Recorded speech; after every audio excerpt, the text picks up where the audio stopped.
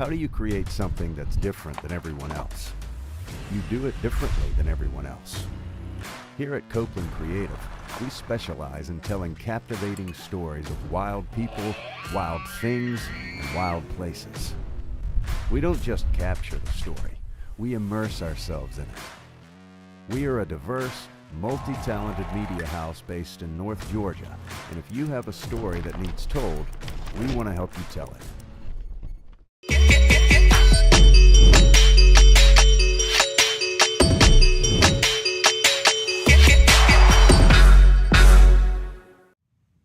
All right, we're here. We got Joe too. Let me get Joe live here. There he is. There's Joseph. What's up, Joseph? What's up, guys? All right, I've got you in your seat. He's here. going like light kit and everything. Oh yeah, I'm gonna put your seat. I'm gonna place you. It's better. Right where your face would be, like hovering over the chair. All right, and then I'm gonna go wide. I'm gonna full screen you here. I'm gonna have to look at you the whole time. This is not gonna be fun. Oh yes, it is. Or I could just like make your face like move like right there. How does that look? Can you just minimize that screen? Well, yeah, no, because then it goes away. No, I mean like, can you just shrink it down and put it there? Where did he go? Oh, I'm right here. I'm right here. I know you're right there, but why won't it come back? What the hell?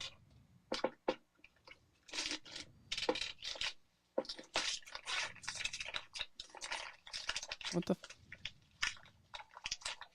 I just minimized him and now it won't come back. Click the green little thingy in your top bar.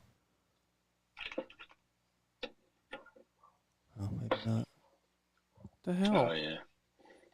Yikes. No, I don't know. Hold on, Joe. Stupid. This is stupid. Hi.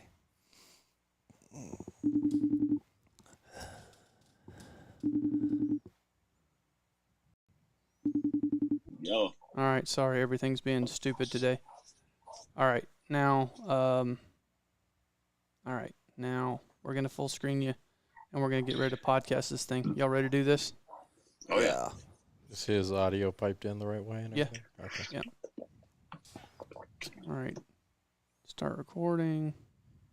All right, full screen. All right, can somebody look on the stream, see how that looks? It should just be Joseph's little face right there over the thing. Beautiful face. Do I need to make him smaller? Well, we have to wait. I know, 'cause I'm there's a waiting for the delay. lag. This is going to be great, Joe. This is some redneck tech if I've ever seen it. Well, we gotta do what we gotta do. Is he large and in charge? Do I need to shrink him? Nah, he's alright. Let's shrink him just a hair. No, if anything, he'd need to be bigger. Well, there we go. Right there. You know what? That'll work. There we go. I just wanted to make him in proportional. So do I have to look at you the whole time? Just look at the screen. Yeah, look at the camera. Because you need to pull up the stream on your phone or something and look at what it looks like. It's pretty funny, actually. We should have Photoshopped his legs in We there. should have a pair of jeans. I could run next door and get a pair of my pants and just lay them right there. You should, because then he'd have little. Oh, why does he got to look at me? I want him to Well, look that's what at... I'm saying. I gotta look at you, Dave. No, I don't want you to look at me. How do I change that back to the other stream? What are you doing? What are you doing? Everything was fine. No. You had it. No, I didn't. Because it was... No, I don't want to do that. Okay. I want this. And I want him to look at... I want to change that back to the other screen. Whoa. What are you doing? What are you doing? Everything was fine. I want this. Cam Link No, 4K. There we go. I see what you did. Because it was, no, I don't want to do You that. got to turn your volume down, Joe. Okay. We're getting feedback. No, I know. No, I know. That was just. I opened up the stream on my phone. Okay, but there's no reason... Ryer, don't start with me this morning, dude. I've only had like 5 sips There we go. of coffee. Now we should be good. Because you can... It's a great black rifle. I wish I had one. Why come get one? Okay, what do I got to do to get like a little care package from the office? I'll Well, pay for the shipping. It's gonna cost you. I'll trade you because you got to ship back my pants anyhow. Well, no, you know what? Here's how I think we should play this. When I tell you how I saved Ryer's life, Yeah, we're gonna get to Okay. that. We're gonna get. Hey, yeah, just stop talking. We're gonna get to that right now. All right, y'all ready? yeah, I'm ready. I'm mad now. The Redneck Tech Podcast is brought to you by Mike'sArchery.com. They're a one-stop shop for virtually everything archery, bow hunting, and for your next outdoor adventure. Mike's Archery has been at the top of the archery game for over 50 years, and they want to give listeners of the Redneck Tech Podcast 10% off their entire online store using the code REDNECK10, all one word. Just put the code in before you check out, and your boys will hook you up. The guys at Mike's have always been good to us, and now they can be good to you too. Visit Mike'sArchery.com and get your gear now. Right here. Yeah. You want it?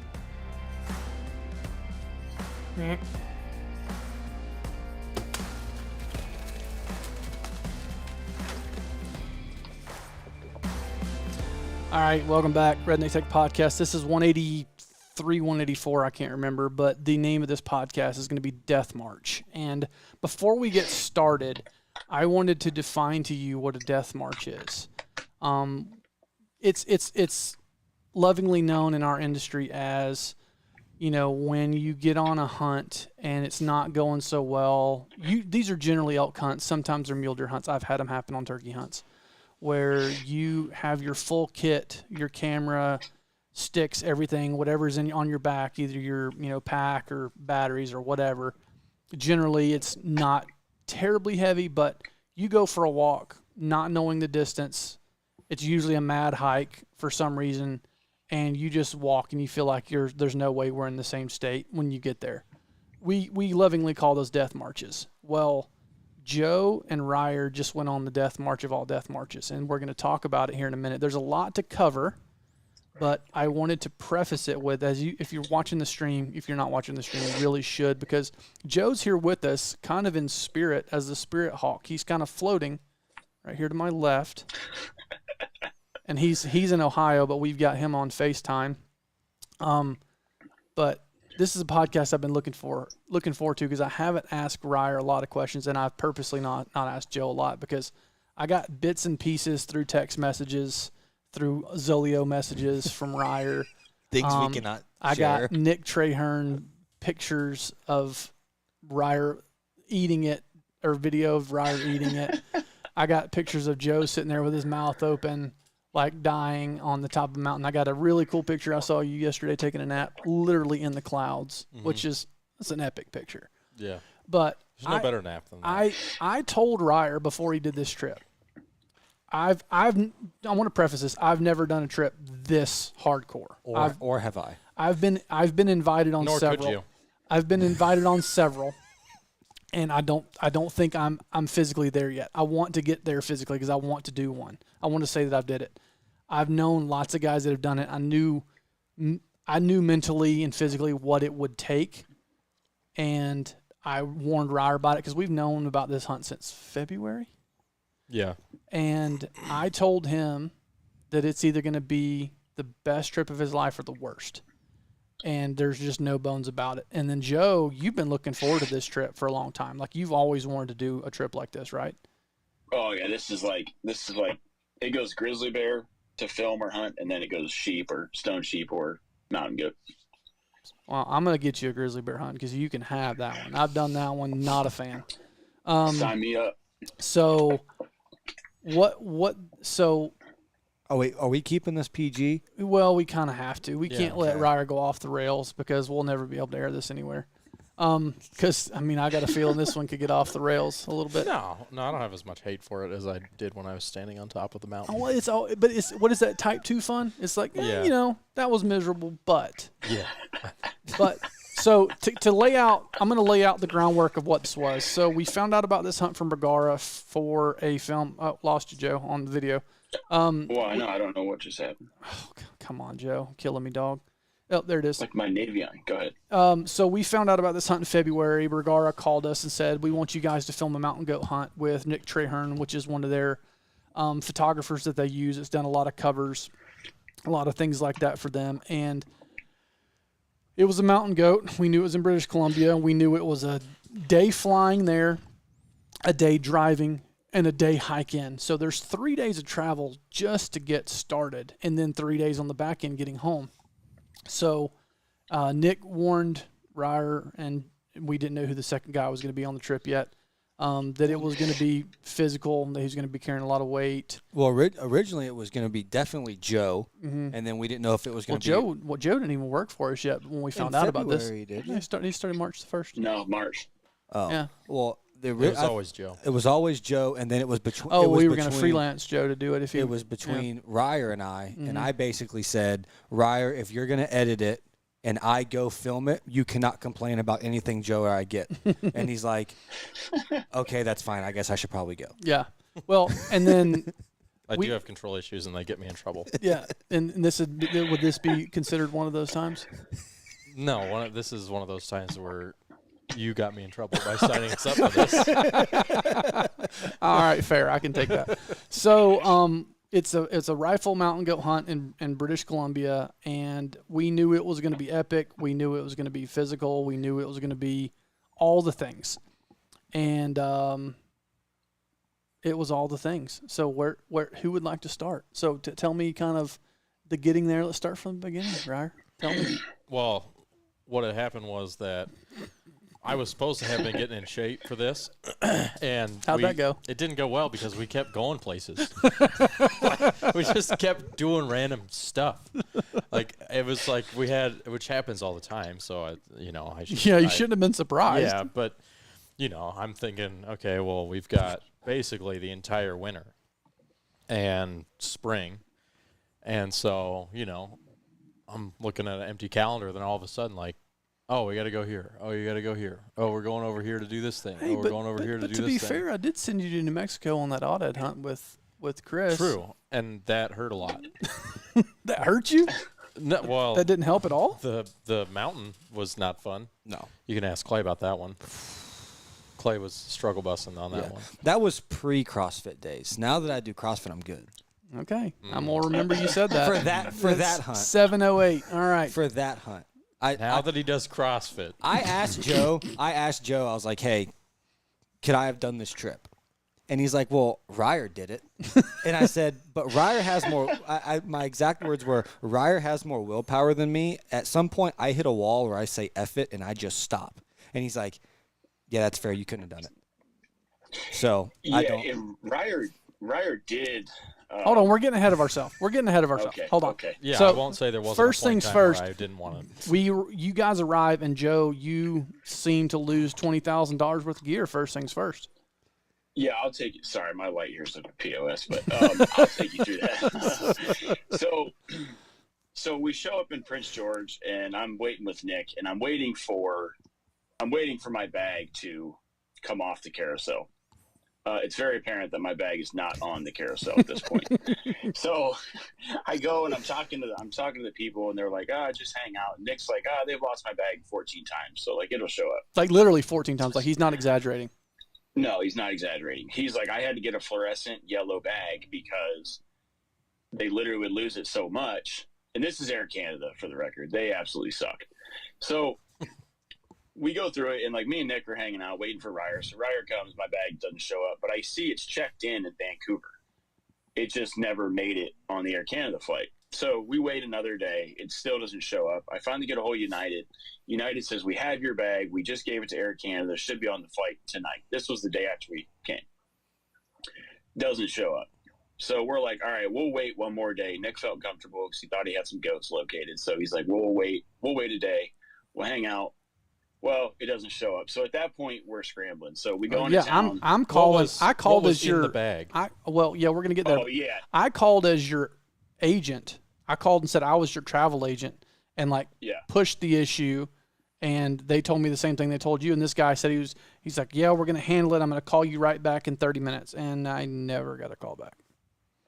Yeah. So to be clear, what was in the bag? I had everything camera-wise, with the exception of the one thing I needed, which was my FX6 camera body. So I had a handle that I could have swung around at some bears or something. That was it. And I had my backpack in there. I had boots. I had all my hunting clothes. I had nothing. So at this point, we're scrambling. So I ended up going to the store. We found a set of crispy boots. I had to get some camping stuff. The good thing was Nick shoots for First Light. So he had a whole wardrobe of First Light gear, and he had a couple of Kafari packs. So basically, he got me outfitted in the whole deal. I had everything I really needed. Ideally, you don't want to break your boots in on a sheep hunt the first day or a goat hunt the first day. Ideally, yeah. Yeah, ideally. So that, it ended up working out in that way. I decided to film off my A7 IV, which was okay. It worked out fine. But that's the worked out. reason why we always have some type of camera Yeah. with us on as That's a really good carry-on. little tech tip. Since we're on Redneck Tech Podcast, we always carry 2 cameras, and you always carry 1 camera on your person if possible. Ryer, you carried both your cameras on your person, right? I did, but Yeah. it wasn't for that reason. It was because of it was to reduce. Sneaking into Canada. Yeah. Yeah, it was- essentially. So anyway, continue. Yeah. So we had everything. Like I said, I filmed up my A7 IV. That actually ended up working out better in some circumstances. Not that I really wanted to shoot on that, but the reality was, like, I had a cotton carrier on my chest, and some of that terrain, like, you absolutely had to have 2 hands. Like, it was really no exception.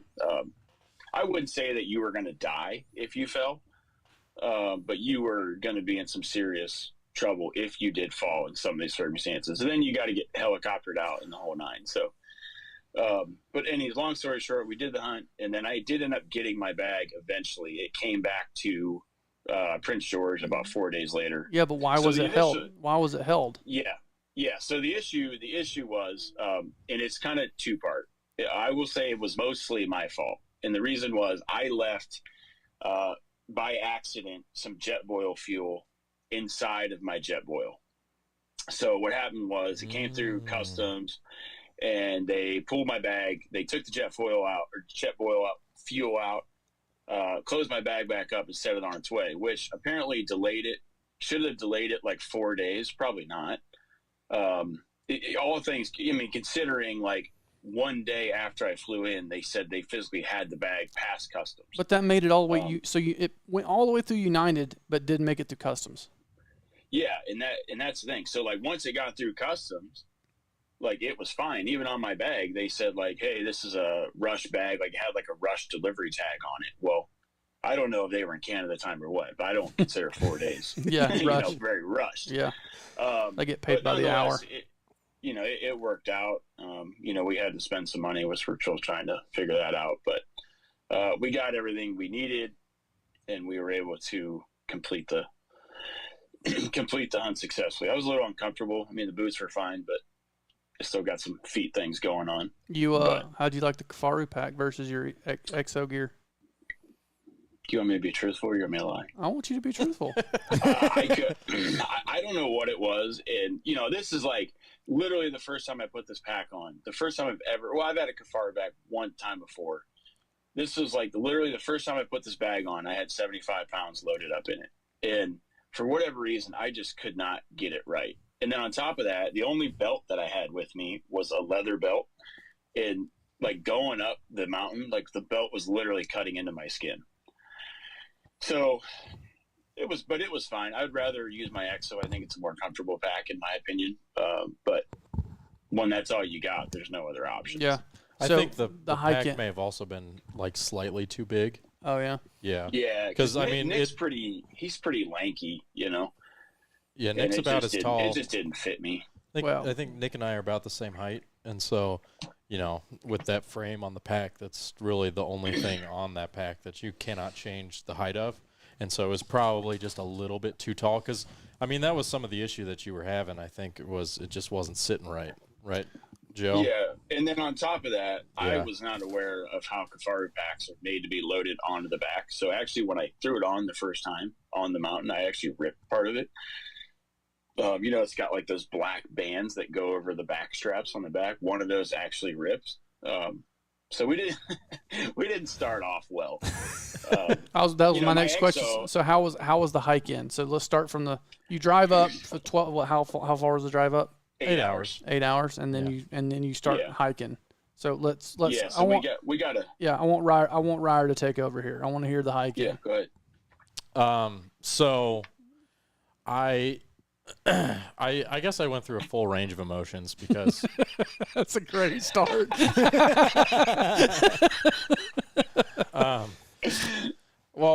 so let's just back up a little bit. The week before, I was like, well, I should at least see like what some weight feels like in my pack, because I knew it was going to be more than like. Which honestly, now looking at this, I think this is a testament to my pure raw athleticism. I knew something like that was coming too. But I mean, I'm not going to blow smoke up anybody's butt. I struggled. But I went to hike the reservoir with some like weight in my pack just to see, and I was like, okay, this isn't horrific. Like the pack carries fine. It's not hurting my shoulders or anything like that. And so I had previously psyched myself out. I was like, oh, this is going to be the worst hike ever in the history of the world. And then I went and did that. I was like, oh, okay, well, maybe it's not going to be the worst hike ever in the history of the world. It's going to be horrible. Up until this point, what was the worst hike you'd done? I don't know, probably some death march around the Elkwood somewhere. Yeah. Where you're just probably a mad hike where, I've done a couple of those. The animals weren't cooperating and the hunter, who shall not be named, just starts walking. And you're like, and what makes it a mad hike for me is like I've just been, and I know that the hunter's been in this situation too. It never ends up fruitful. Yeah. Like when you just start mad hiking around the place because you're mad at the animals, it doesn't like suddenly change your luck. All you do is mad hike around and get tired. Yeah. In my experience, like it doesn't help anything. So, but anyways, I'd had a couple of those. I mean, the couple of hikes that we did with Chris in New Mexico were rough, both for different reasons. I mean, the hike up sucked because Chris was just sprinting up a hill, and I was trying to keep up with the camera. He's not a mad hiker though. No, but he's just real fast because he's in shape and he does that all the time. Yeah. And so I'm trying to keep up with him, and that wasn't working. And then the next day, our hike out just seemed like it was forever, didn't it, Clay? Like when we walked out the second day when we went around the mountain, came in, and then had to hike back out. Yeah, where we like had to put everything in our pack to use all hands on the. Yeah, I mean, I felt like I was at a 10-year-old birthday party, like scaling a rock wall, but there was no one there to like fall resist me. And then once we got to the top of that, I swear we just walked for like 2 hours. It was, and I thought it was maybe 30 minutes going in there, and so I don't know what happened. Yeah. It's like, did we go a different way? Did there a mountain grow in between us? It was like a 30-minute walk in and like a 2-hour walk out. I'm obviously not good at math. I took college algebra 4 times, but I can do that. Well, because usually the hike in is always up, and the hike out is always down. No. But this wasn't even up or down. It was just level. Oh, and it's just like you just never ending. Yeah, never so stop. Did Chris get lost and just not tell you? Maybe. We're going to have to call him on that. We came out like 50 yards from the truck. Yeah. He was probably texting, didn't know where he was going. I'm sending in this as soon as we get done. But he broke down the other day, and I was like, oh, dude, you probably were texting and hit a boulder. Dude, it's never happened before. Dude, when he did that in New Mexico on that scouting trip, I was like, oh, we got to walk back to camp. This is bad. I mean, he legitimately hit a tire-sized rock at like 50 miles an hour. it's that Yoda gang, though. You ain't got to worry about it. He's texting. He's texting all them ladies in his phone. He's got to quit doing that. Yeah. But we had to drive back like this. That's what the steering wheel was. Dude, his steering wheel was at like a 90-degree angle. He's like, oh, it'll be fine. He's a lineman anyways. I'm like, I guess it does. Gosh, dude, freaking, this Western guys are a different breed, man. So, and anyways. another thing, though, when you show up and your hunter is tall and lanky, you're in for a day. Oh, yeah. I showed up to no elk hunt one time, and I saw all the guides, and there's this old fat guide, and I'm like, that's my guide. I want him. Because he knows where the elk are, the easier ones to get to. Let those tall, lanky dudes go somewhere else. Yeah. Yeah, so, I mean, I had some hard hikes. I knew that it wasn't like an 8-hour uphill hike that I'd had, so. But I was, like, not totally dreading it. We drove to the town we're going to stay at, and Joe and I had to share a twin bed. Nice. In a room that was really hot. It's like that's an incredible no AC. I don't know what side part's worse, sharing a twin bed or it being really hot. Both of those are neither real of us bad. slept worth a crap. No. No. So we didn't sleep worth a crap. Woke up, and it was pouring rain, Nice. which what I you was a hoped little disappointed because the day that we delayed to wait for Joe's bag was supposed to be the day that it was raining heavily. But Canada just decided to throw another one at us and just move that one right to the hike day. So we drive in the dark, obviously, get parked. Where are you parking? Just on the side of the road, or is there a trailhead? There was like a place that we could park. Oh, okay. I mean, sometimes you just leave it wherever you want. Yeah. I mean, hell, it's Canada. Yeah. So we get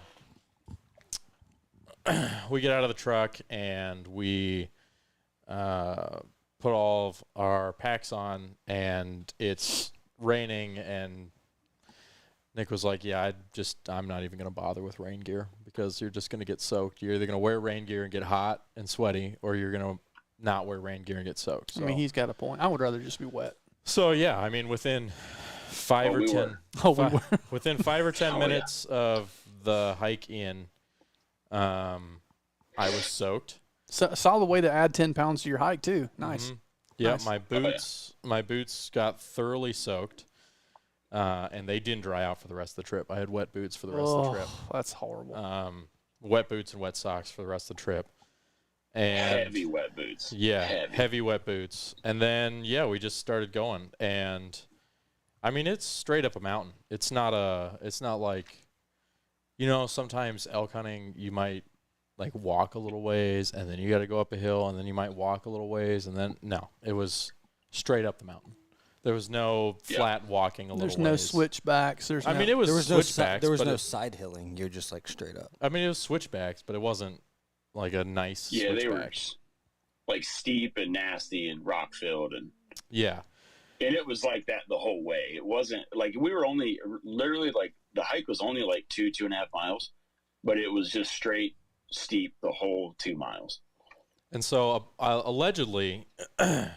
Sources close to me say that you can accomplish that hike in 8 hours. About, 45 minutes in, I was struggling. And I asked Nick, I was like, so, like, how are we doing pace-wise? And he said, do you have a headlamp? And I went, yeah. He said, this might take us 14 to 16 hours at this pace. And I think at that moment I became very deflated.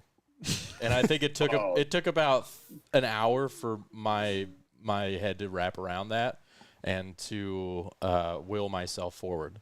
Well, he told you at the beginning it was going to be a 12-hour hike in. He said 8, and then he said 10, and then it ended up taking 12. But I would say the first... So 2.5 miles, it took you 12 hours. The first 3 miles were rough for me physically. God, that makes me hurt just thinking about it. Yeah, the first 3 hours were rough for me physically and mentally. Did you just get numb after that point? It was just kind of trudging along? Yeah, I just kind of accepted my fate. But I had to basically argue with myself in my head about... Oh, I've done that before. About wanting just to go back to the truck. I was like, I'm just going to go back to the truck. I'm going to call Caleb. I'm going to tell him, that I couldn't get up the mountain. And I hope wish Joe the best of luck. Good luck, Joe. We were like an eighth of the way up, and I'm like, Ryer, are you good, dude? And he was like, no. He's like, I just think I want to go back to the truck. And I was like, well, that's not an option. So we'll go slow, but you're not going to the truck. I would give a lot of money to have that on camera. A lot of money. I think it's probably the most deflated that I've ever felt. And but here's the thing. How good did it feel when you got there? Not good. Like zero reward. I'll be honest. And we haven't even gotten to the hardest part yet. Well, okay, hold on. I want to get Joe's perspective on the hike. So you're coaching Ryer along. You're kind of like you're being the positive reinforcement, but like I know you're in the pain cave too. You have to be. Yeah, I mean, I'll be honest, like, I'm hurting a little bit, just mainly because, one, it's not my pack. 2, you got 75 pounds, because we had to buy extra battery packs so I could charge my mirrorless, because I'm only getting half a day on battery, and I didn't have sufficient batteries. So we had to get more battery packs than we had. So we were loaded up pretty heavy. We also had to take a 15-pound tent instead of the 5-pound tent between the two of us. Yeah. So I because bought, his is in this. yeah, like I bought that sweet Argali 2-person Rincon tent, and it's literally 2.5 pounds for, so we would have had a pound apiece. So we're already adding like several more pounds than we had and I had planned for. I'll be honest, like I felt pretty good going up. Usually like the first half hour usually sucks till you get in the groove of it. But I don't really ever fall out of shape. So I'm usually in pretty good shape, whenever I'm usually ready to roll. So you haven't worked here long enough. No. Trust me. It's right here. So I felt okay, and this is nothing against Ryer. I just was so tired of having that pack on my back for that long. I felt like I could have done the hike in 8 hours, 7 to 8 to be honest. So I was more like just tired of having the thing on my back. Like I really wasn't like that, like legs and all that, like really weren't that tired. In cardio, I was fine. I just was ready to get it over with, But we're a team, and we just kind of slowed down and took it step by step and took a lot of breaks, and it was what it was. We ended up getting up there to decent time, so it did not take the 16 to 17 hours. But Ryer, when he heard the 16 to 17 hours in headlamp, like his morale went so far low. I'm like, Nick, you can't say that to the guy. Yeah, you shouldn't have said that. You should. Yeah. You should have made sure we were far enough in where he couldn't turn back before you said that. Right. And then, we were just soaking wet. Like it literally was like torrential downpour for literally 10 hours. I mean, it was nonstop, So that there was sucks. that mental hurdle there too, Yeah. Oh yeah. Like, what is it? In Armageddon, he's like, well, so what's the condition gonna be like? It's worst environment imaginable. Worst environment imaginable. Yeah. I mean, it really was. Outside of it being like avalanche weather, where it was, like February, the weather itself on the hike up couldn't have been any worse. Nice. Solid. That's what you hoped for. So what was the worst part? You said that wasn't the worst part. Oh boy. Yeah, so the trail that we took up there, like, stopped at a certain point.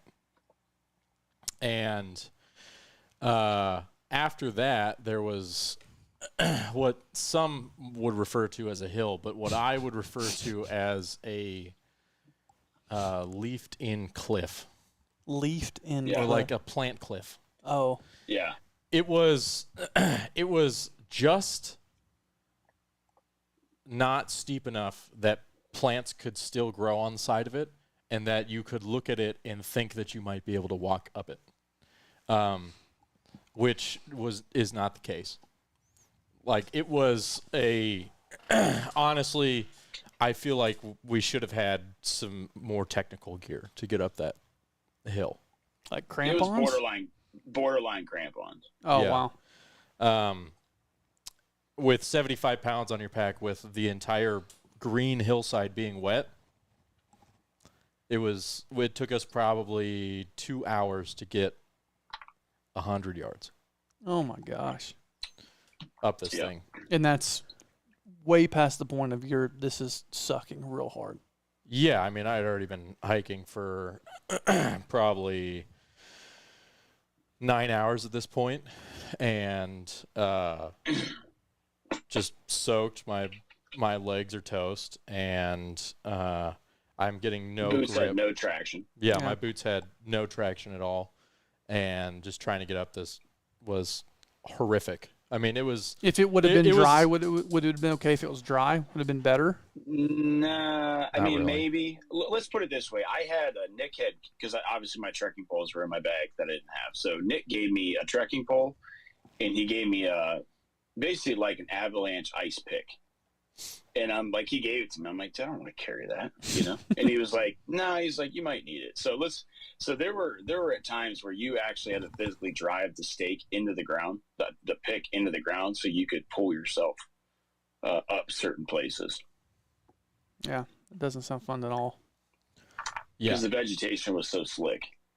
and I think between my boots and the fact that I think we figured it out, like just overall gross weight, I was probably 75 pounds heavier than everybody else. Because, like, starting the trip, I was 255 with a 75-pound pack. And I think Nick was, like, two something. 205. 205. Yeah, 205, something like that. And so between that and my boots not getting any grip, like, there was a point where Joe had to come take my backpack so I could get up a cliff within the cliff, and then he had to follow me up. I gotta tell that. So we're like 3/4 of the way up this nasty chute. Can you see where you're going, or is it like you can't see it? No, you couldn't really see because it was so steep, and it was not that far, like 200 or 300 yards to get up this thing. But like it had this vegetation on it where it was almost like a shoot plant, right? And as you would step on the plant, it would mat down. Well, it was like you were stepping on a PVC pipe going up. Gosh. So we're coming up this chute, and Nick and I found a flat spot to chill out for a second. And Ryer's taking a minute to get up there, right? And I'm like, Nick's like, what's he doing? Is he okay? And because he wasn't answering. So, I mean, it was like if you fell down, you could potentially fall over a cliff. Like, you probably wouldn't die, but you definitely would get it. You definitely would get injured for sure. And you couldn't see the cliffs. That was the thing. You couldn't see them. So that's where we'll get in later when we came down. So we're going up, and I'm like, all right, let me go take my pack off and peek over. So I was real mad at this point. I felt so bad, but like my defense mechanism is laughing. And like I can't help it. Like, this is what I do, right? So I'm trying not to laugh, but Ryer's coming up this little rock canyon, maybe 10 foot on each side, and he's climbing and he's slipping and he's falling 10 to 15 feet every time he tries to do it. And I'm like, God, and he's mad. I mean, we're cussing, we're doing the whole nine, you know. I may or may not have thrown a hat and or hiking poles multiple times. Yeah, so I'm like, all right, I gotta help, and I'm like telling him where to get him. He can't get up. I'm like, all right, I'm like, let me come down and get your pack. That way you can just go up on your own. So I went down, I got his pack. Ryer gets up there, finally gets some traction. You know, he's got these trekking poles that are from Dollar General, you know, and they're like, That's true. They're already at a U-bend. And you know, before the trip, I'm like, dude, you got trekking poles? He's like, yeah, I got poles. I'm like, oh, okay. I figured they're, you know, some bougie poles, you know. They were not. They said Fit Life on them. For the record, you absolutely don't get those. Use trekking poles that say Fit Life on them. Well, to be fair, I never even bought those. Somebody gave them to me. Oh my somebody gosh. just I don't even remember who. Somebody was like, hey, do you want some trekking poles? And never having used trekking poles ever, but I was like, okay, fine. I took them. So then when on the packing list it said trekking poles, I was like, oh yeah, I got a pair of those. And just bust them out of the closet. They were like the ones that like moms wear, like use on a trail to push their strollers and stuff. Like it was not good. So anyway, so Ryer gets up the thing. We end up making it up there. We take a break, and then we got the last push to go, which we only had maybe 60, 70 yards of that last like nasty stuff to get up. And we got up it in a decent amount of time. And then once you got over that, it was like smooth sailing to camp.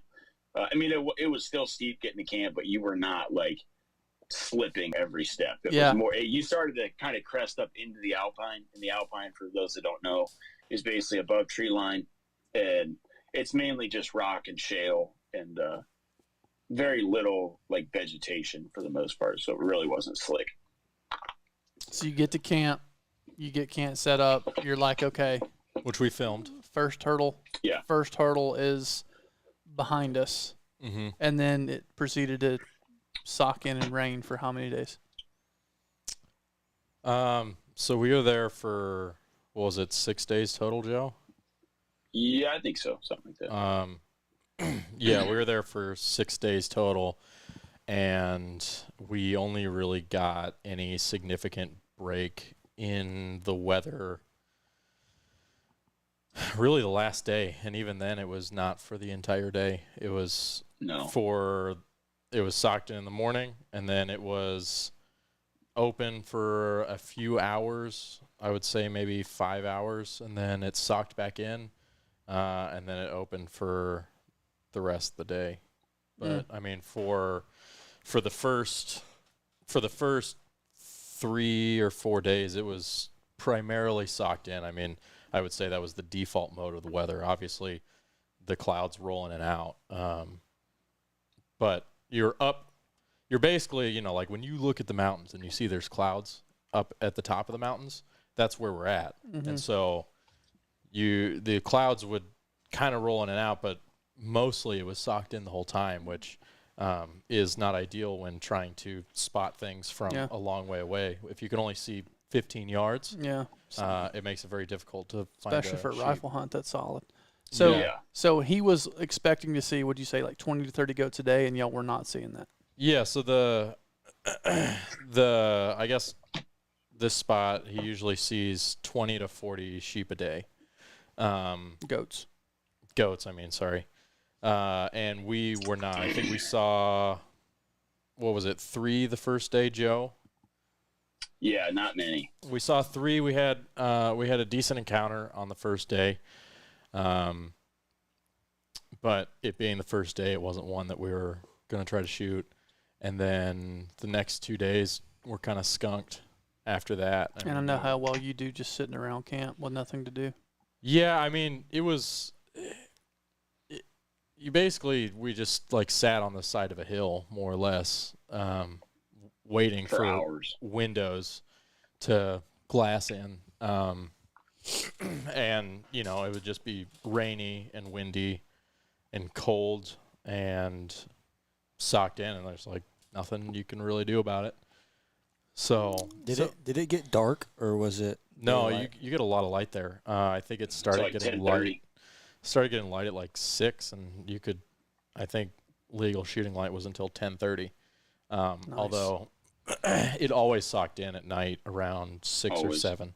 Yeah. So it was usually in the morning. It was socked. If it wasn't going to be socked in, you maybe would get a window of light at maybe 7:30, 8 o'clock, and then it would always sock in at about 6, 7 o'clock. So what was Nick's take on all this? He's like, yeah, this is normal.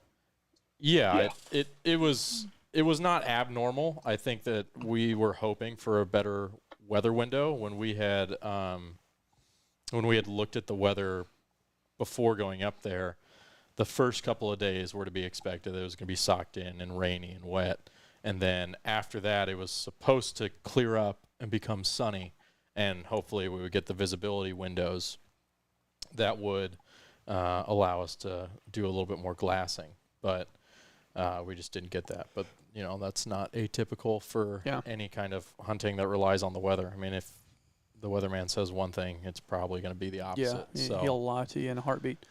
So, killing the goat was anticlimactic or climactic?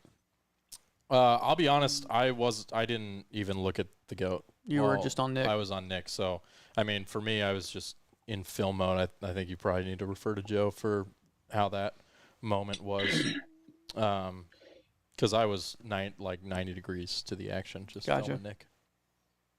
Yeah, so we ended up just kind of coming to the realization that there weren't many goats in the close basins that we were hunting.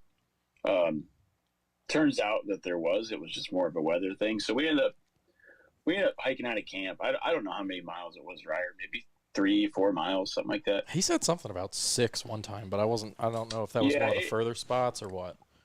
None of us are really tracking it, but it was steep country getting up there, you know. And once you come down in like these little saddles, you have to go all the way back up, and we're like side hill and all this shale rock. Where, again, if you fell, it was going to be pretty uncomfortable for you. We're going to talk about Ryer falling here in a minute. Oh God, it was so funny. It wasn't at the time, but yeah. So we ended up basically going far from camp because we had spotted some goats like way off in this big glacier. Naturally, and it looked steep. Yeah, it looked steep once we got over there. So we ended up getting over there, getting set up. We did locate some goats like right off the rip, and then we had 2 big billies that were bedded in a pretty marginal spot. We had went back and forth for a couple hours whether we were going to go for them or not. One ended up getting up and walking around the cliff, so that one was out. Another one was bedded, but he was looking right at us. And it was one of those deals where, like, yeah, you could probably kill him because Nick felt good out to about 500. But the issue was when that goat died and rolled, it was going to roll down off a cliff that was very marginal whether you could actually retrieve the goat or not. Yeah. So, not to mention, even if it let- rolled in a good position, just to get down there and back up yeah, would have been basically the equivalent of going back down to the truck and then back up again. yeah, we would. You wouldn't just pack up camp and go down and stay down? You couldn't. Oh, why? No, because you would have had to come back over. Oh, there's not a valley 'Cause you it could have was walked on- around? No, you couldn't have. It was basically opposite of the truck.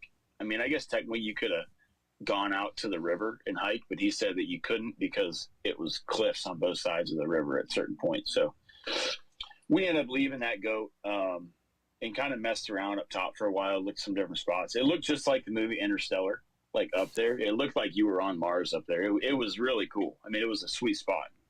I want we to see ended some of these pictures. I haven't seen any of the pictures. I got them on my computer. You can see I some. want to see them. Yeah. So we ended up circling back and kind of came back to a spot earlier in the week that we had located the goat and went after it and couldn't get on. So we're just kind of sitting there eating dinner, and we look up the hill, and there's like 4 goats just wide out in the open, maybe 500 yards. So, Nick said that these goats were pretty spooky. And this is just coming from my experience with them. It did not appear that they were very worried about what you were. Because, Nick's like, oh, they're looking right at us. And, I don't know. I mean, the only kind of sheep or goat I have experience with is Audad. And Audad 100% from 1,000 yards will spot you. Yeah. And now these sheep or these goats did not appear to be that way. So we're sitting there and Nick's classing them, trying to get a read on Billy's or whatever. Well, they start walking right to us. And mind you, we just fired up Jet Boys. We were eating. I was still like mid-eating while I was filming. I'm like, I got to eat this. So I'm eating while I'm filming. And I got them on the goats, and they just come right to us at the end of the day. And they end up working down this big, long rock point to about 300 yards. And there was 4 of them. Nick picked the biggest one, and basically Ryer was on Nick, and I was filming the goats on the 2 to 600. And that was kind of it. One came out, and Nick peeled him and ended up putting a couple shots in him, and he ended up doing the death roll down in this little canyon. And then after that, the other 3 goats came right to us. I mean, they came within. I mean, it was the strangest thing. I'm like, we're worried about being like these bumps on a log out here, and they're walking right to us, and we just killed their buddy, So it's very strange. And they came right to us. But at that point, we were trying to get everything. We were getting close to dark, and we knew if this goat had rolled all the way down this canyon, it was going to be an all-night deal. Mm-hmm. So we get up, we shoot our B-roll, we do all that kind of stuff. We end up going and getting the goat, which we could not locate him at first. He didn't end up sliding as far as we thought he did. So really where it ended up dying was actually in a pretty good spot. Now getting him out was a little tough because it was so steep. But other than that, I mean, it wasn't a bad deal. Yeah. Got our stuff done, packed back to camp, ended up getting back to camp. A little Right after before dark. 10:30 at night. Yeah, before dark. No headlamps were needed. So you kill the goat, pack him out, get back to camp. Now talk about what was the hike out like? Heavy. Heavy. Because I took Nick had half the goat, and then I took half the goat. And honestly, the goat was pretty shot up. Did you take legally in Canada. Take the meat back too? You have to take the meat back? Mhm. Oh wow. Yeah. They're very strict about have that in Canada. Even take like rib meat and stuff. Wow. Now, the only way you don't have to is if the meat is shot up and blood clotted, which a lot of it was. So I had half the goat, Nick had half the goat. So we each maybe had 20 pounds extra a piece. So you figure hiking out, my pack was probably in that 90 to 95 pound range, something like that. Mine And was still 75. And I see and I I offered to carry some. They didn't. They I said no. saw a video that Nick shot of you walking down, and you went ass over tea kettle. Like I haven't seen real- any of these. It's on Nick's Instagram. I don't follow it yet. Ryer's he's kind of on a knee, like trying to like shimmy down. When you're looking at it, don't look steep, but when you see Ryer how he's standing, it's steep. Were they and then- stories or posts? Oh, It it was was a straight story. down. Oh, I It don't looks follow like it. it's And not. you It was just straight. see him come out and then him go face first, and the pack looks like it's bigger than Ryer, and he just slams, and I'm like, oh man, and then he just kind of just that happened again and stood back up. So what is that? I'm assuming that wasn't the only time that happened. No, I mean that was probably the second most. It was a yard sale. That was the first most dramatic fall I had on the trip. The first most dramatic fall would come sooner. Yeah. Well, tell me about this one because I want to hear about the one that your life was put in Joe's hands. Yeah, at a certain point, I just had accepted that my boots they weren't gonna do what I needed them to do. Like they up until this point, you loved those boots. Yeah, now I hate them. Dude, I wouldn't. I legit. I don't. What did you not like about them? The fact that they got soaked in 5 minutes. Yeah, that's not good. Which there's no reason they should have, because I had waterproofed them before we went to the Ranch Julian, and they didn't even get wet there. So there's no reason that they should have. They didn't get dry rotted, did they? No, they've been in my car or my truck. There was way more. There was way more water here than there was at Ranch Julian. No, but what I'm saying is they shouldn't have been wet. It's not like I haven't waterproofed them in a reasonable amount of time. And you had gaiters on. Yeah, and I had gaiters on. So they got soaked in 5 minutes, and then I just got no grip. I don't know. I mean, the ankle support was probably okay. Could I have used a little bit better ankle support? Probably, but the ankle support was fine. There's only so much you can do. I mean,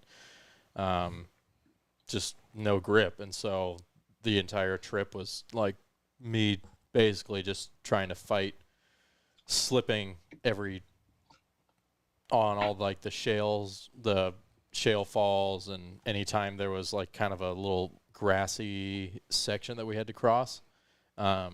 And it slowed me down significantly because I just couldn't trust my boots. So you I had to do that sure foot dig in every time. Yeah. Yeah, and so I couldn't just walk. And those boots are supposed to be made for that. That's They're what they're. not. Yeah. Yeah. They're not. I mean, I don't want to badmouth the boots necessarily, but if anybody's curious, they can message me and I'll tell you what boots not to get if you go on a sheep hunt. I think I wore them all last year for elk hunts, and honestly, they were fine. I think that just the sheep and goat hunts are a different animal, and I think that you probably need to get a more purpose-built boot for that. I'm probably going to get a pair of boots that are meant for that just generally, because I'd rather have a pair of boots that's a little bit over-engineered than Under-engineered. But yeah, I mean, the entire trip was just. I've got a brand new pair of those sitting in my closet. I'm probably going to get rid of them now. I was going to start wearing them, but no, I'm not. They'll be fine for you. For elk hunting. Yeah, but they're too stiff for me. I love my new Crispies. I like those a lot. See, you wouldn't be able to, you would need something even stiffer. Yeah, well, I know. Yeah. And my ankles are terrible already. But all right, so basically I'm falling the entire time, the whole trip. And so by the time that we were down there, it's just kind of one of those things where I'd fallen so much you fall and you're like, okay, I've fallen again. Now I have to get up. So I had seen them go down this little mini cliff. I mean, it was probably, a 7-8 foot cliff, something like that. Maybe 6. Yeah, probably. To the bottom where it got flat, where the cliff started. Yeah, it was probably 7-8 foot. And so I had seen them go down it, and they had both struggled going down it. So I was like, great, this is going to be phenomenal for me.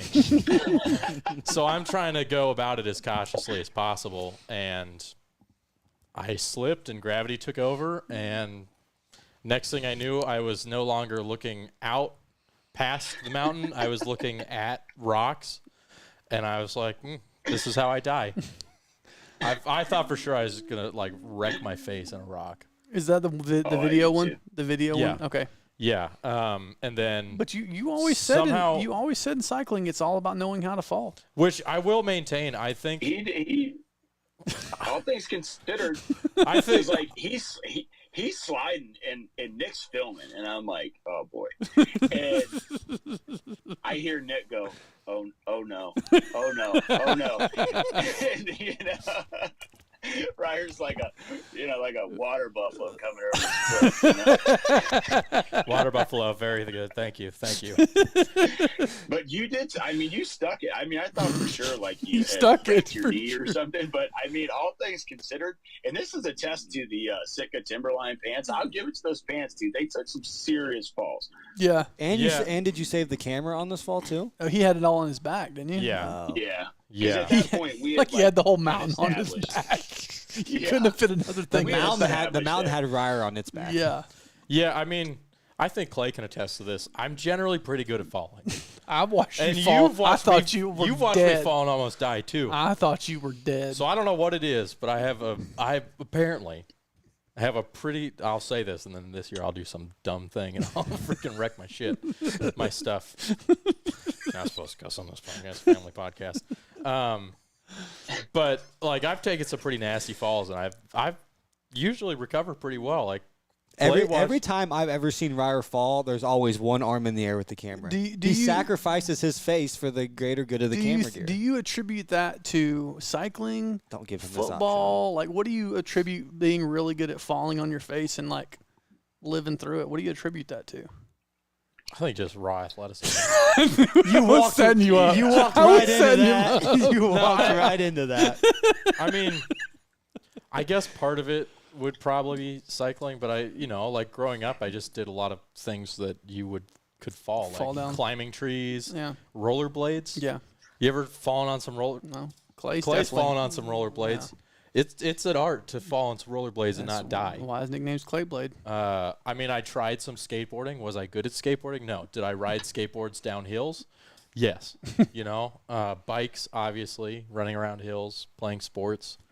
I don't know. I've always been decent, at least at falling. So, I mean, I'll be honest. I think it's, and this is no disrespect, Ryer, but I think it's more just like luck of the draw. You didn't get hurt. Oh, yeah. Because when you got a 75-pound pack, there's very little maneuverability that you can do when you're out of control. Yeah. And it's like because you're using a pack and it's like sticking off 2.5 feet behind your back. I mean, we were loaded down, so like you get that gravity and all. It's not a whole lot you can do. Yeah. And it's like, kind of like, well, am I going to get hurt or You're not? like the Kool-Aid man. You're Other just very than the- top heavy. Other than the boots, though, was there like any other gear That was failures? my next question. Is like, what gear would you change, or were there any gear failures? Like, what are some things that you would absolutely have? You have to do it again. I would get better boots. Better hiking sticks. I would get better hiking poles because I literally broke both of mine in half. That's no joke. Well, you were trying to bend the one, and I'm like, giving it, dude. I broke it in half, and I was like, you're not using. I'm like, it's not gonna bend. I'm like, here, take this one. So I gave one of mine way down. Yeah. Maybe a better sleeping pad. The first night I tried to use my like little inflatable pillow. Useless. Those somehow it doesn't matter how little you inflate the inflatable pillows. Still too stiff. They're still too stiff. Yeah. And I mean, it has to do with air displacement, and it doesn't really matter. Mm-hmm. There's physics there, science and things. But I actually figured out if I put my puffy, this was freaking comfortable. Pro tip: I took my Sitka puffy and I would put it in one of my sweatshirts and like tie the bottom of the sweatshirt in the arms. Best pillow. Yeah. Best pillow. I was about to say Yeah, it'd no probably be better just to use the extra clothes. And just pray it doesn't get cold enough. You need to wear those clothes. Yeah. So, I mean, other than that, I wouldn't say that there was. I would say camera gear wise, lens filters, useless. We fought them constantly to the point I just took them all off. Oh, fogging up. Yeah. That's all I did was fog up. Maybe would you like leave it on for the hike in so you didn't like wreck your lens, and then once you got there, Yeah, take them off? But I mean, the hike in, I had the camera in my pack, so I did run a Peak Design like camera strap, camera holder on the front of my pack, which that's the first time I've done that, and I actually liked it. Didn't really get in the way at all. And that was actually one of your biggest worries. Yeah, Like it wasn't. I mean, obviously the hike in, but it was like I don't want to take this thing and it be in my way the entire time to the point that I have to put my DSLR in my backpack Yeah. and then I don't get to take any pics. Yeah. yeah. So I mean, that was good. I would say the lens filters. I mean, if it's gonna be foggy and humid like that, just leave them at home. And What then was I the think what was the temps? It looked cold, but like what were the temps around about? like 40. Oh, that's perfect. Oh my Yeah. gosh. Yeah, I mean until it's wet and 100% Yeah, humidity true. and blowing Oh, it was still on top of a humid at mountain. 40? 100% Yeah. humidity. See, that, Like I had moisture that's the on my thing. beard the entire time. Like the Yeah. whole time there was drops of water on my beard. Like I was a plant collecting water in the drought. For for photosynthesis? that's the thing. Like you, like in that country, if you're like someone, and I don't like being wet at all. Like I don't prefer, obviously, but like in that country, like you're gonna be wet. Like there's no way around it. Like you can cover up and have good rain gear, and that's fine. But like your pants are gonna get wet at some point, especially like heat of the moment. You're running after goats, like you're gonna be kneeling in water, doing all kinds of stuff, and you're just gonna be wet. And there's no way around it. So you kind of got to get over that. You're also Nick going to be had- cold. Yeah, you're going to be cold. And then honestly, Nick, he told me basically a synthetic sleeping bag, and then a way to dry your stuff out is you actually put your wet stuff in your sleeping bag with you, which I don't like. That's not really what I want to do, but there's times where, like, because my boots got wet at one point too, whether it was water coming in the top or whatever it was. But so my feet were wet the whole time, and they were insulated. So my feet would sweat with the insulated boots. And again, that's all I could buy at the store. And then it was like literally putting my feet in a refrigerator the whole time. Like they were just frozen and numb at one point, but like you come back and you put your socks in your sleeping bag and they would be dry by the morning. But that's really like, so you're just going to be wet and you just got to deal with it the whole time. So tell me about saving Ryer's life. I want to hear this story. Whew, okay. So we're coming down. The aforementioned hill. This is, yeah. So this is on the yeah, this is on the descent. This is when you're leaving. That's correct.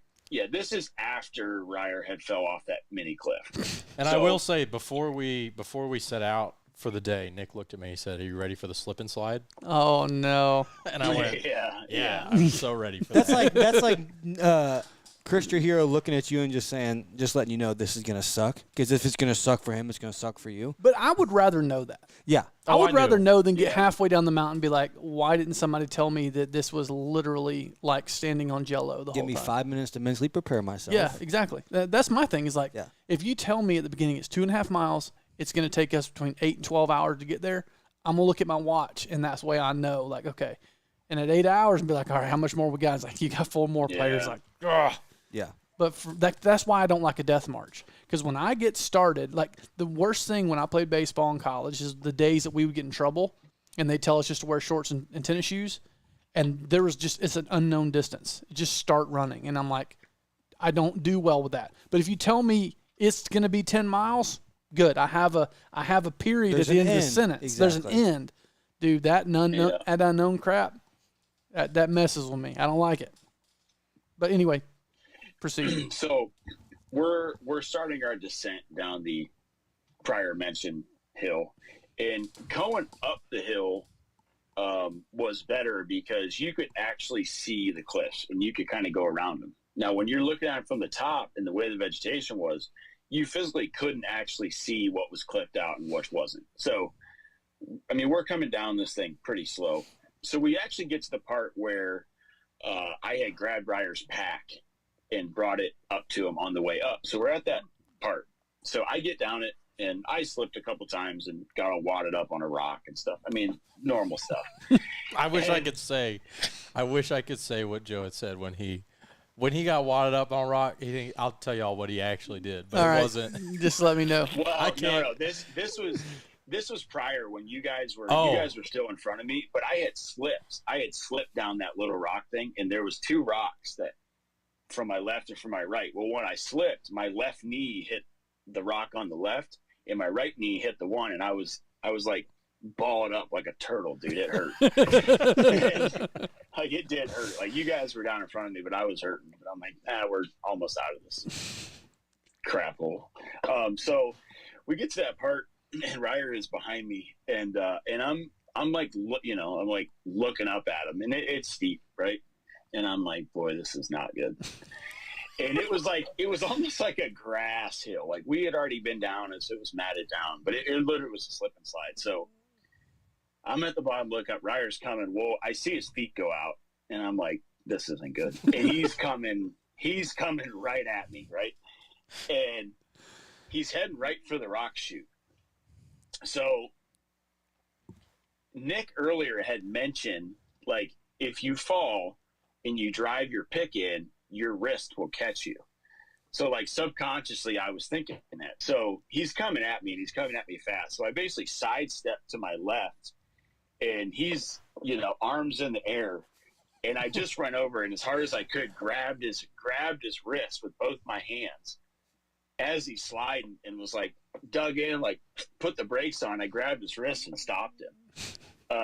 But he was going nowhere good. And if he hit those rocks, it was going to hurt.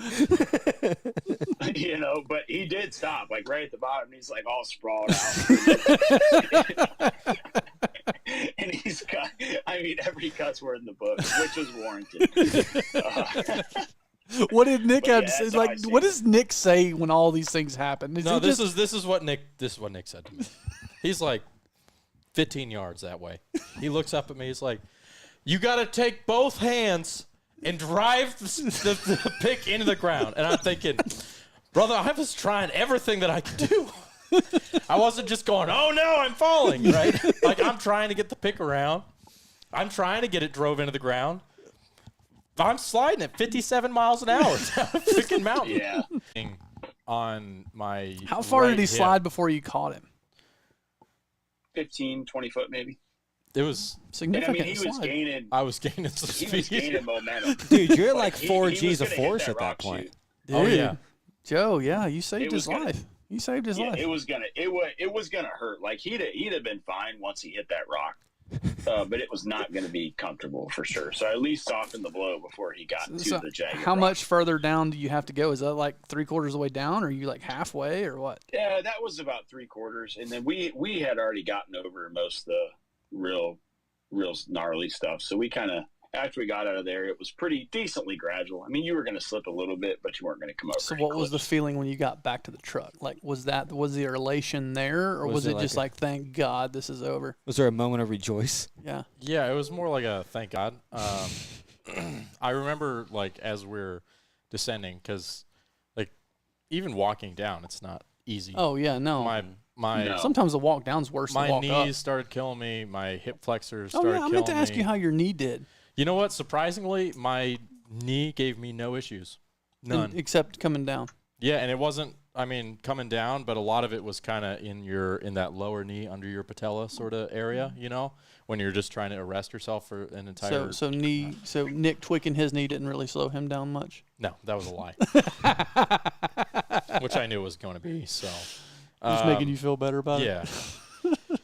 Yeah, I mean, my knee, which usually gives me issues, was fine, actually. My knee hurt more traveling the next day after or 2 days after than it did going down. I mean, I just remember, like, we just kept going down and down and down and down. It's like, where's the freaking truck? Where is it? Where did it go? Which we ended up getting down in about 4.5 hours. Oh yeah. Mm-hmm. I was mean, going to be in my next question. How made- long did it take to get down? Yeah, we made it pretty quick. We were jamming pretty good. So overall, kind of wrap it up. Am I missing anything? I mean, No, I don't think so. in case anybody was wondering, I did puke every single day. Oh, I know. I Every meant day. to ask you that, and I yeah, forgot. yeah, I did puke every day, which That's I 'cause warned your them of. acid reflux. Yeah, Joe's mad at my acid reflux. Well, like, we get out of the tent and he starts puking. I'm like, dude, we haven't even hiked yet. And he's like, oh, I got acid reflux. Let me eat my Mountain House spaghetti. I'm like, that's literally the worst thing you could eat right now. First of all, the only reason I ate my Mountain House spaghetti on the last night because I had not eaten anything that day. I had maybe eaten like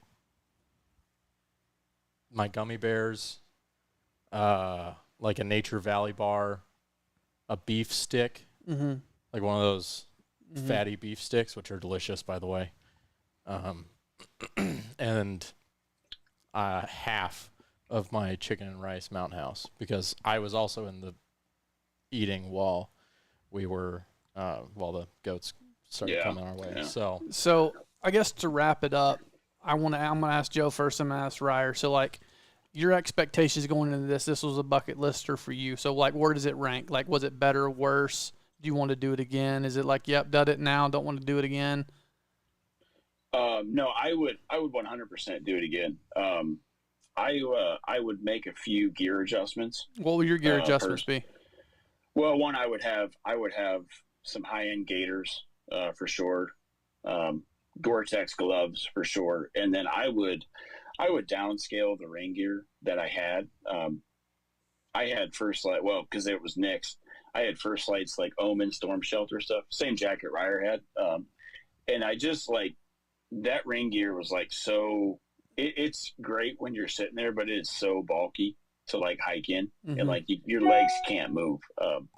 And I felt like I could have got away with some lighter stuff, obviously for pack weight, for being able to hike in it if you had to, and that stuff. I had lighter stuff packed, and then maybe just some minor camera stuff. I obviously would have liked to have my FX6. Yeah. But other than that, I mean, I felt pretty good. Yeah, I'd 100% do it again, and I think it lived up to the hype. Yeah. I mean, I've done 7, 8 backpack style hunts, prior to me even doing this job. So I feel fine camping and hiking with heavy pack and all that.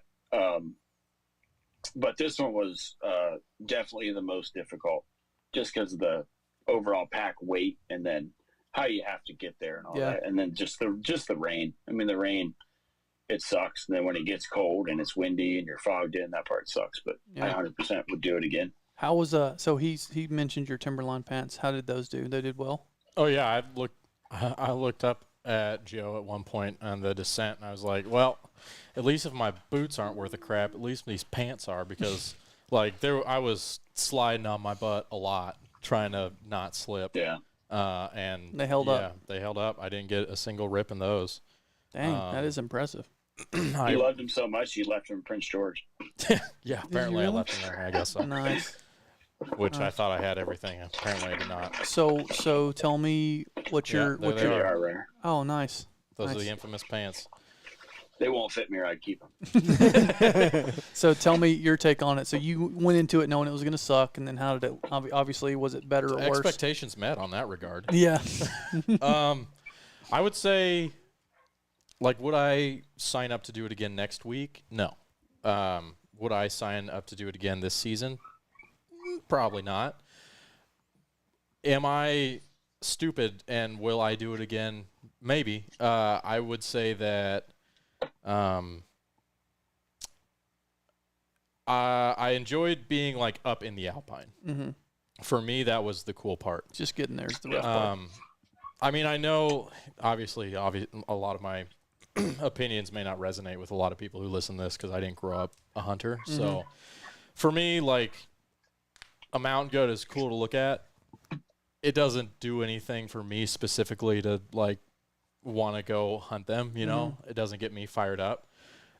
So like, it was cool to see mountain goats. It was cool to be up in the Alpine. I think my favorite part was just being up there, being really high in the mountains, the scenery, that kind of stuff. I would say that, like, for me, an elk is going to get me fired up. Yeah, same. The mountain goat isn't necessarily going to get me fired up, and I wouldn't say that this trip necessarily changed my mind on that. I think it was cool to see him, but, you know, I think that I'm still probably more fired up about turkeys and elk, I think, just because I like it's interactive. the interaction and the energy and being able to kind of chase them and stuff like that. Like, want to go kill a mountain goat. It's a freaking epic hunt.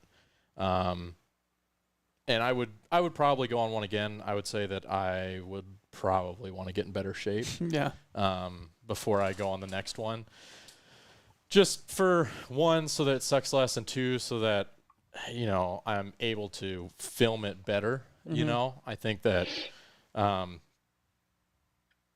there's a, like, being in shape and being comfortable in the environment you're in is super important for filming, because like, you're adding an extra workload to the entire thing. And so we say it all the time, you have to do all the same stuff that the hunter does just with a camera. And so if you are struggling, if you can't keep up, if you don't have, like, you're not comfortable in operating in that environment, like having good footing and stuff like that, it can be difficult to film because you're just not keeping up, right? You're not right there in the hip pocket.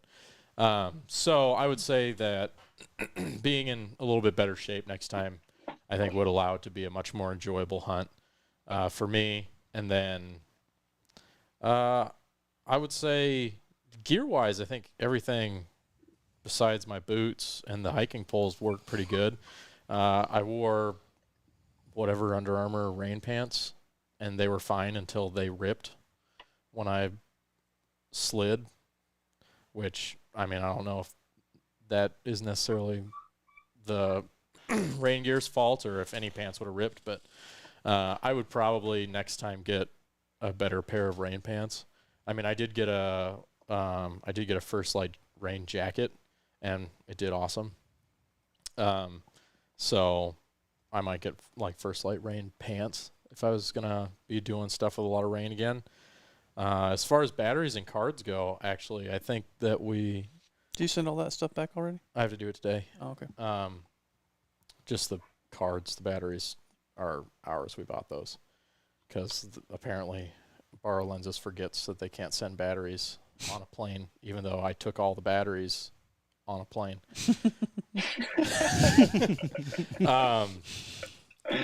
But I think the calculations seem pretty correct, Joe. I know you didn't shoot on your FX6, but had you, I think we would have had just about the right amount of cards and batteries, because I went through about half of what we had brought up for both of us. Mm-hmm. Maybe a little bit more.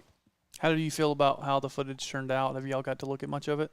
I haven't, but I don't usually review footage straight off the bat. Mm-hmm. It's just, I don't. Unless there's something that I need to see. I usually just wait until I get it in the edit. And part of that is because I leave every trip thinking that I didn't get what I wanted. So I just wait till I'm in the edit and figure out what to go and do from there. I think Joe watched it and he said that it looked pretty good. So yeah, I thought it looked good. Obviously I'm the same way. I always look at things and go, I could have done that a little better, or wish I would have got that or that, but the reality is like as epic as sheep and goat hunting is, the reality is, like, with the rifle, it's a relatively, I don't want to say boring hunt, but it's like a relatively anticlimactic process. Like the whole, like, you're not like, it's not a constant coming up rock faces and stuff. I mean, we did plenty of that, but like reality is like, you're just sitting there hanging out for a lot of it. So I think on a term of like production value of a goat hunt, I think we'll do and edit a really nice piece. And I think we got some good shots, like you said, obviously it's hard in the situation because when you're getting poured on and you're coming over rock shale, like trying to get good stable footage. And then like I was running the 600 a lot, and, you're not really getting much with the 600. And then you're trying to swap in between lenses to kind of maybe double shoot more stuff or whatever. But when it's pouring down rain, you got your sensor out doing all that. It's just it's a massive pain. Oh yeah. Anything in the rain's a pain. And I mean, yeah, but I think we got good stuff. Yeah. And I think just the nature of sitting in the fog, it's, visually there's only so much of that you can do. Yeah. And especially when you're looking at making technically you're not in fog, you're in the clouds. Yeah. Yeah. Sitting in a cloud. I mean, that's kind of what I struggled with. It's like, okay, so how do we take this and make it something that somebody's going to want to watch, Because, the reality of it is you do sit in the clouds for 99% of the time until the 1% of the time where, something happens and you make a shot. Unless you get nice weather, then obviously, maybe you're seeing more stuff. But nobody wants to watch you sit around in the fog, right? Yeah. It's not something that most people are going to just sit there and watch.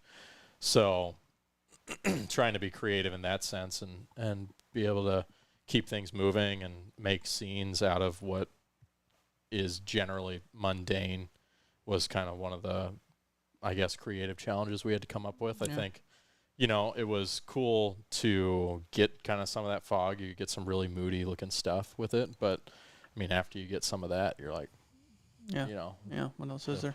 gotta wait for something to Last happen. question, Joe. Is that a miniature couch behind you on that table? Oh yeah, it is. Come on, man. Everyone that's got kids got them little Mickey Mouse couches. And for some reason, every time I come home from a trip, this is like my space, right? Yeah. Like, Wow. don't put your stuff in my space. And every time I come home, I seem to acquire more random stuff inside of here. Yeah. And I don't know why my wife just thinks that we could put stuff everywhere, but It's called having it's called having children. Churlins. yeah, Children's. that's for sure. All right. You got anything else? We've been talking for an hour and 15 Nope. minutes. I mean, so you guys are up next on the I gotta grinder hunts, I gotta huh? get in shape.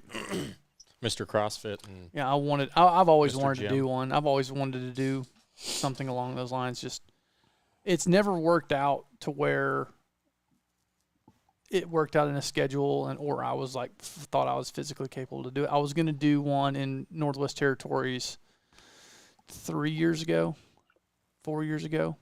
And like, I was, like if he wanted me to do it, I was going to I had like 6 months to get in shape. I'm like, this is what's going to make me get in good shape because I don't want to die on this hunt. And then it fell through. So I've always wanted to do one, but I mean, I'm proud of y'all. I'm just glad nobody got hurt. I'm glad all the the gear's good, and I'm glad the cameras came Joe back. got in it. one Yeah, piece. Joe got all his gear back. Thank God. It was a very, very, very expensive trip in terms of travel. It was crazy expensive. Very expensive. So I still got more expenses that I've got to go through this week, and bunch of I looked at the credit card. I'm like, why is the credit card so high right now? And it's just, I look Because at it, Ryer's out of the office. half of it's flight stuff. It's baggage stuff and food and all that crap. So Everything is so expensive in Canada. yeah, Like, Canada's just a I hellhole. hate It's- Canada. Yeah, I've me had too. one good It's unreal. experience in Canada. Flew in, landed, killed a mule deer, and flew out the next day. That's the only good experience Well, I've ever it had. helps in when you Canada. fly private. I think that's probably part of the reason why I think there's 2 reasons, maybe 3, now that I'm thinking about it, that you don't see a lot of these type of hunts on your standard like TV stuff, and why you probably don't see a lot of them just generally on YouTube is, I think, one, they're very expensive. Crazy expensive. The one of the reasons that this was even more affordable, which it's like still very expensive, was that because Nick is a resident, he gets tags. If you're not a resident, I mean, that's a, what is it, Joe, $40,000 hunt? Yeah, I mean, talked to the guy in the hotel, and he was into it about $60,000. Yeah, so it's 60 plus all of the travel and stuff like that. So you're really not seeing guys spending that much money. ROI is kind of hard to get on that.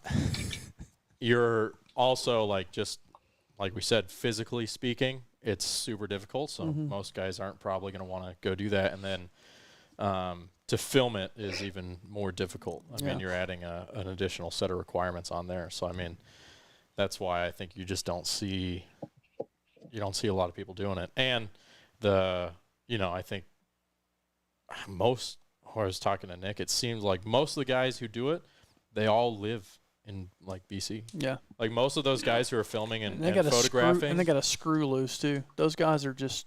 He was telling animals. us about one guy who just literally runs up the mountains with packs. And I'm going there. Adam Foss. I was like, Adam Foss. Yeah, that guy's a nut job. Yeah. I was like, there's no way. Yeah. There's not I couldn't be in good enough shape to run up this mountain. Those like that. guys, dude, they're just different animals. I think there's something to be said about people who have been born into and have been doing whatever that thing is for their whole 100%. life. You look at some of those, like somebody like Chris. He's been hiking those mountains his entire life. Mm-hmm.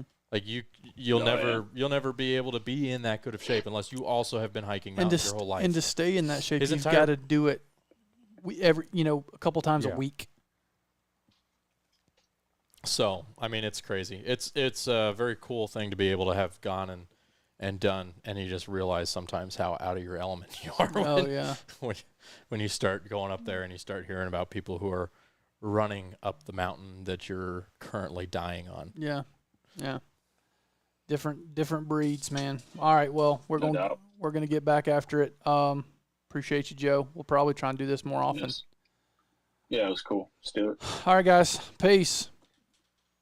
Oh, wrong button. Whatever. First time.